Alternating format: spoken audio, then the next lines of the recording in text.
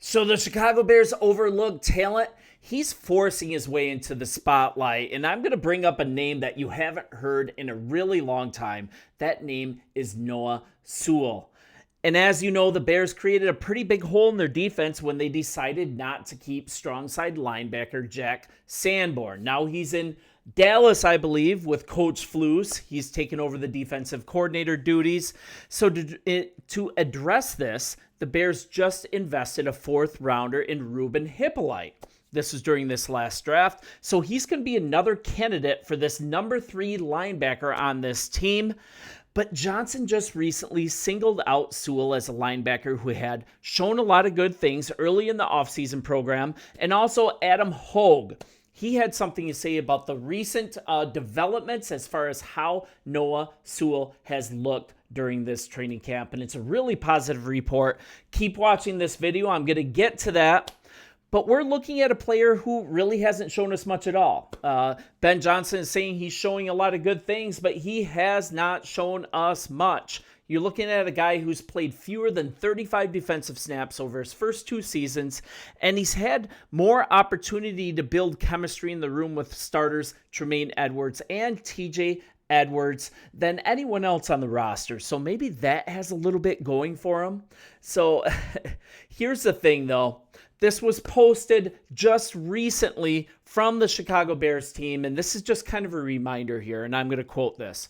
There will continue to be an open competition for the Chicago Bears starting strong side linebacker spot, and that's according to head coach Ben Johnson. Linebackers Noah Sewell, Ruben Hippolyte, Swayze, is it Swayze or Swayze, Bozeman, Ruben, Amen. And we've got a bunch of guys that are vying for this number 3 spot. I'm not even going to try to pronounce Amen's last name. I screw it up every single time. But all these guys are expected to battle for that position, the number 3 linebacker role. And Noah is definitely looking to be the top on that competition recently. So he's never faced a roster competition this open during his time with this team. Noah has had concerns about his limitations, his limited playing time within Eberflus's scheme, but now it's a do or die season right now. He's getting a little long in the tooth, and a lot of times if a rookie doesn't develop after his 3rd season, frankly, he doesn't. So let's see if this is a little different. We've got a completely new coaching staff here, and most guys, once again, if they don't emerge right away, there's an issue. But players who fail to ascend, sometimes they get a second chance. And this might be exactly what's happening for Sewell. Former Oregon linebacker, right? He was selected in 2021 in the 5th round.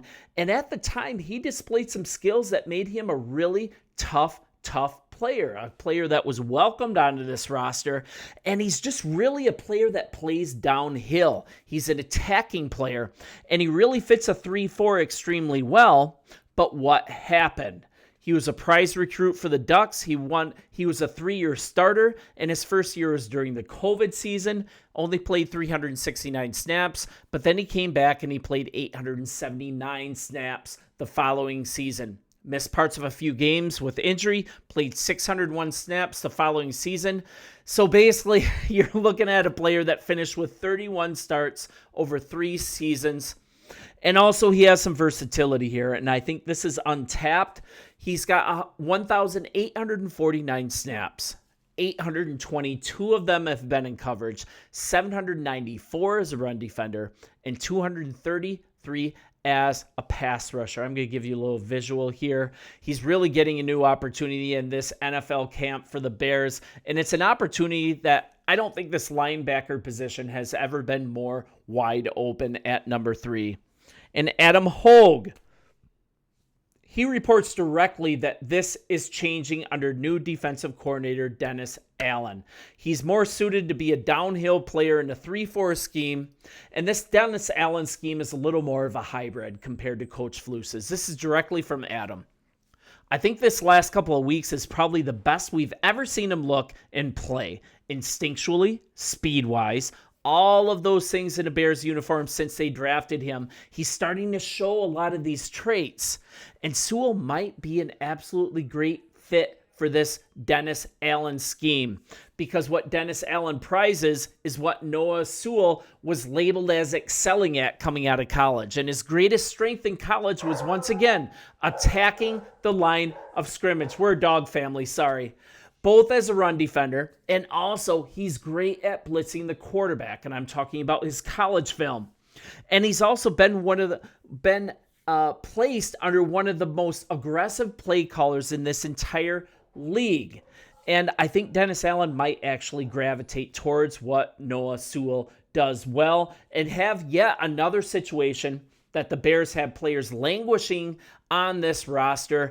And maybe this new shakeup, maybe these new coaches, maybe most specifically for this video, Dennis Allen is going to be able to squeeze some production out of these guys that frankly are just like sitting there gathering dust. Kind of looking at his college production, 7.5 sacks, not snacks. I've had probably 7.5 snacks today, but Sewell had 7.5 sacks, 21 tackles for loss in 3 seasons with the Oregon Ducks. And he's a big guy. He's 6'3", 250 pounds. Size is not a problem. He's absolutely built for this Allen scheme. And he really fits the role that guys that Allen has had in the past. He fits the profile. Guys like Demario Davis, Quan Alexander, guys that he had in New Orleans. So he's not going to be on the field for every single play if he gets this number 3 linebacker role. Edmonds and Edwards are going to be there. But Dennis Allen runs a multitude of packages, a multitude of looks. If he can get back to being the downhill aggressive player and his growth hasn't been stunted, the player that the Bears thought they were getting in the 5th round, granted it's not a lot of draft capital, but it is a 5th round pick, we might have something really fun here. And kind of looking at a little bit of history from last year.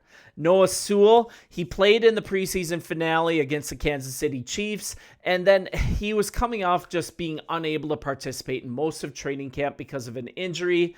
And then the Bears held over 75 players on the roster as of August 26th last year, kind of getting a little ahead of where we are right now. And then they finalized to 53. And he returned from injury just in time and survived being cut. So the Bears have TJ Edwards. They have Tremaine Edmonds.